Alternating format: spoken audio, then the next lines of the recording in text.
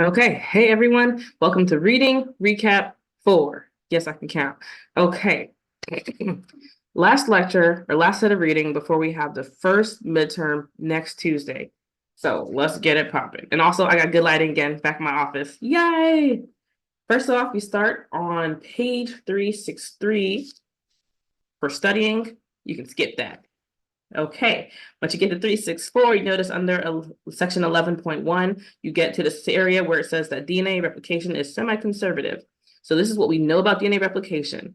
These next two pages, 364, starting in this section under DNA replication is semi-conservative, going to 365, know these pages like the back of your hand, know like the smell that's within your nose.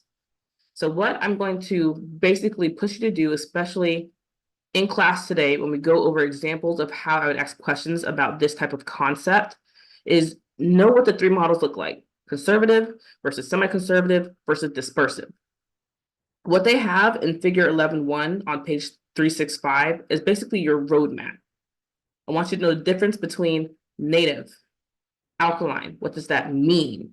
And then, for example, like what you see at the very top in that figure in panel A, show it to you because it's so important. Okay, panel A. There's two different colors that they use in order to follow this experiment. I suggest that if you're using like real pencils or pens, get two different colored pens to use during an exam to work through problems. Do it during discussion, do it on a practice exam. Or if you have like a tablet, whatever, change the color for what you're drawing. Physically drawing out the strands for the experiment will help you come to the right answer and you won't be confused. There's some people who can do these types of problems in their heads. I can't do it in my head. And I've been doing science for a hot minute. So I highly recommend that you get two different color pens when we try to work through these problems in class and also when you're doing it on the exam. So for example, after we go through this in class, I would ask you questions such as, okay, you started with DNA, the parent strand, grew it in 15N or heavy, with the heavy nitrogen or heavy ammonium, and then we let it go for 3 generations.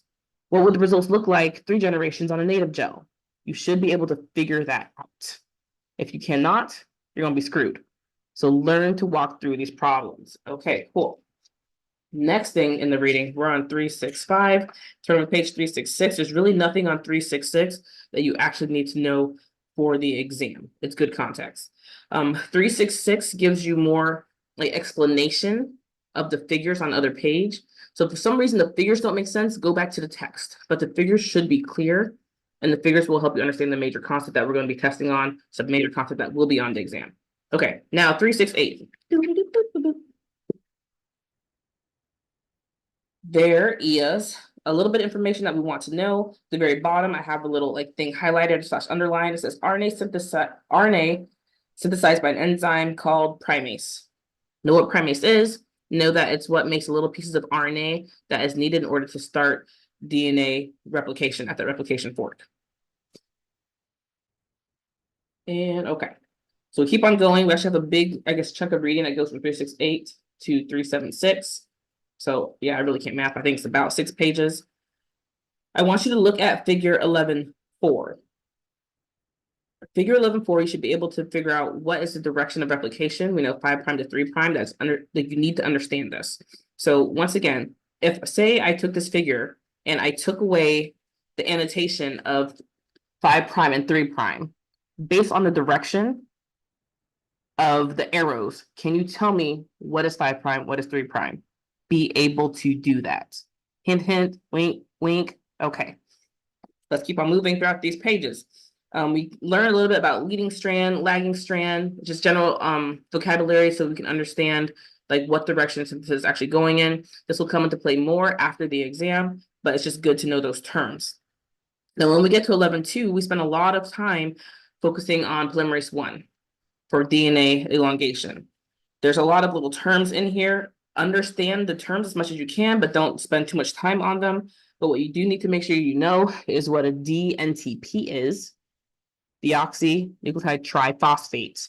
Know the difference between NMP, NDP, diphosphate, and TP, triphosphate. Is going to be important.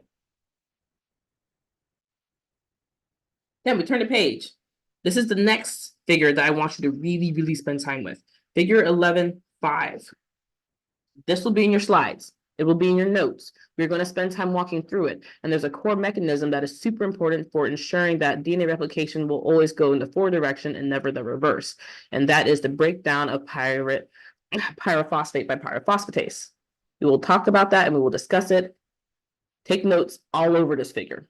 Okay, cool. What else is important? Ha ha ha. On the next page, 371, we end up talking about DNA nucleases. Know that DNA polymerase basically has 3 active sites. 2 different types of nucleases, an endonuclease, exonuclease. Know the difference, and also the active site where it actually extends the DNA. We're going to learn a little bit about nuclear translation. You're not going to have a question about it on the exam, so you are cool there. What I do want you to pay attention to is, once again, the difference between endonuclease, exonuclease. Know which one of those is proofreading and why proofreading is not the same thing as pyrophosphorylysis. So that's actually at the very, very top of this page. Cool. And then I think that actually brings us where we 376. We got like 4 more pages. There's one more major concept I wanted you to focus on. Return the page. We will talk about how DNA polymerase kind of discriminates against wrong base pairs, but it's not a concept that you need to understand in depth. So which is why I'm going past those 2 pages. But you do need to know, oh my God, my runny nose. You do need to know that DNA polymerase is able to discriminate against the wrong base pair, but sometimes they make errors. And then when they make an error, you want to know what type of exonuclease activity removes that error. Okay, the final most important concept is going to be the magnesium within the active site of polymerase 1 or DNA pol 1. So I'm going to show you a little figure. This is figure 1112. Understand that these cations are very important for DNA synthesis to occur, that you cannot do this without the cations. You can't do it in vitro. You cannot do it in vivo. Understand what their function is. You'll have a question on the practice exam, kind of like talking about this. So I want you to be able to understand why this works. And essentially, the magnesium is really important for deprotonating that 3' OH so that you can have a strong nucleophile. You perform that way the nucleophile can perform a nucleophilic attack at the alpha position of that phosphate or the alpha phosphate on the, I guess, DNMP, DNTP, TP3, right? And then releases the pyrophosphate. So know the magnesium is important, know why it's important and what it does. Okay, so that's actually the end for the recap. That's the last thing that we'll be testing on in this exam. And so hopefully you take your time, you participate in class today. After you participate, do the homework, study using the homework, and then take the practice exam as if it's the real thing. What I want you to do is take the exam, and then whatever you get wrong, figure out what concepts you need to go back and review. Make your studying efficient by, instead of just like clicking through to see what all the answers are, figure out what you actually know, what you actually don't know. And I promise you, if you can go over these different concepts and know what you don't know, figure it out and go back and study those particularly, you'll do really, really well on the exam. I'm rooting for all of you. Honestly, my dream is I can get a whole class where everybody gets A's. I hope it's possible. Make my dreams come true, y'all. And then I'll see you later this afternoon. Bye.